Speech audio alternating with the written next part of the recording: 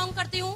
By profession मैं entity professor थी, लेकिन फुल टाइम अब मैं सेफ शॉप कर रही हूँ और जिंदगी जब तक मेरी आखिरी सांस रहेगी सेफ शॉप के नाम रहेगी। मेरा खुद का कमिटमेंट है।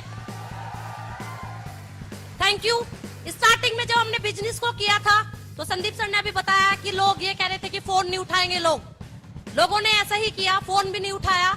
जो एक ही बार फोन करने से कम 10-10 गाड़ियां खड़ी होकर आ जाती थी बाहर हमारे लिए, क्योंकि संदीप सर राजनीति से भी बिलोंग करते थे, उन लोगों ने भी आना छोड़ दिया था। लेकिन मैं एक ही चीज कहूंगी, ये शुरू का सिर्फ संघर्ष था।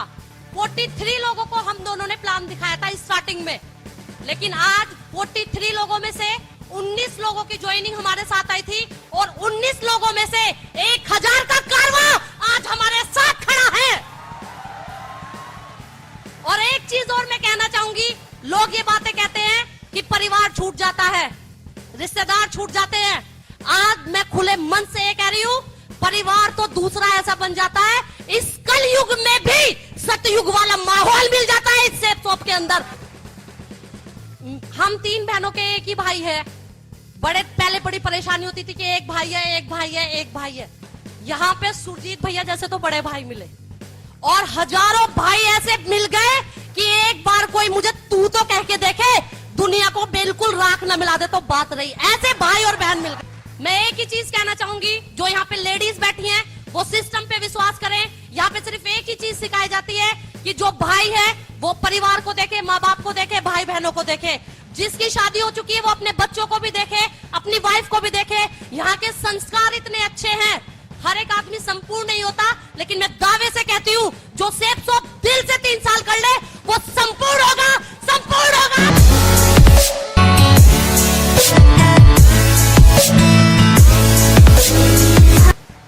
मुझे गर्व से ये मैं कहती हूँ कि मेरी जिंदगी बदली है।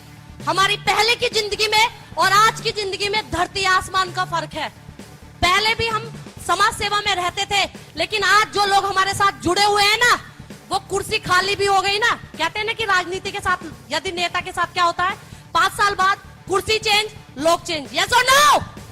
लेकिन यहाँ एक ही चीज मैं कहूंगी, मेरी आने वाली 4 पीढ़ी भी जो आएंगी ना, एक ही चीज याद रखेगी कि बब्बर सैनी प्राची राणा जो हमारी दादी थी ना, उसकी दादी की जो कुर्सी थी वो आज भी मेरे बच्चों की भी है, पोते की भी है और आने वाली पीढ़ियों की भी है। सबसे शुरू में जब मैंने ट्रेनिंग ली थी तो मात्र मेरा बेटा 3 महीने का था। जब मेरी दिशा ट्रेनिंग हुई थी, मैंने उसे गोद में ही रखा था और जसवीर महागुरु जी ने ट्रेनिंग दी थी। उन्होंने सिर्फ एक ही चीज बोली थी कि यदि किसी को इस बिजनेस को करना है तो मल्टीमीडिया फोन को अलग कर दो। और आपको यकीन नहीं आएगा, मेरी दीदी और जिया जी ने तभी मुझे शादी की सालगिरह पे वो गिफ्ट दिया था फोन, और मैंने नैनीताल से आके अपने बेड में डाल दिया था।